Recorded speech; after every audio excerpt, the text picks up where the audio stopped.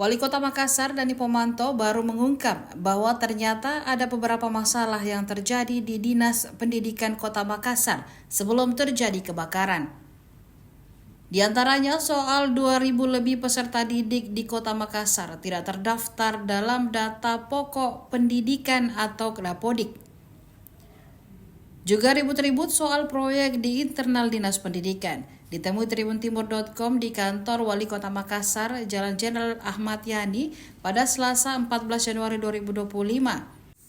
Dani mengatakan, persoalan ribuan peserta didik yang tidak terdaftar baru ia ketahui setelah dilaporkan salah satu kepala sekolah di Makassar.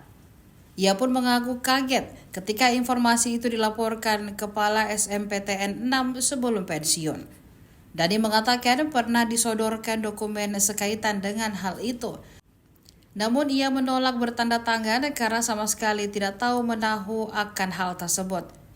Ia telah menginstruksikan agar ribuan siswa yang tidak terdaftar di Dapodik ditelusuri penyebabnya, sebab takutnya ribuan siswa tersebut terancam tidak mendapatkan ijazah. Terkait ribut-ribut soal proyek, sebagai pimpinan Dani harus mengambil bagian untuk menyelesaikannya. Karena terjadi disharmonisasi antara pejabat. Dani menyebut sudah menjadi tanggung jawab walaupun permasalahan itu tanggung jawab masing-masing. Ia pun maklumi jika orang menghubung-hubungkan kebakaran dengan masalah yang ada di Dinas Pendidikan Kota Makassar saat ini, walaupun belum tentu benar. Pak, ada yang kaitkan dengan polemik yang ada di Dinas Pendidikan khususnya pada saat itu wajar-wajar saja karena saya juga sama melihat itu. Kenapa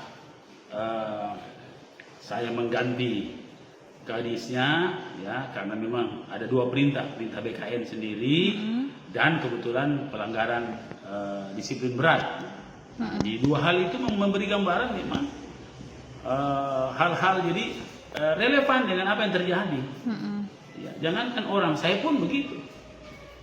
Ya, bahwa memang ada hal-hal yang patut dicurigai, Pak, ya? Ya. Ada hal yang patut dicurigai. Ada hal-hal yang nggak profesional lah ya. Download Tribun X sekarang, menghadirkan lokal menjadi Indonesia.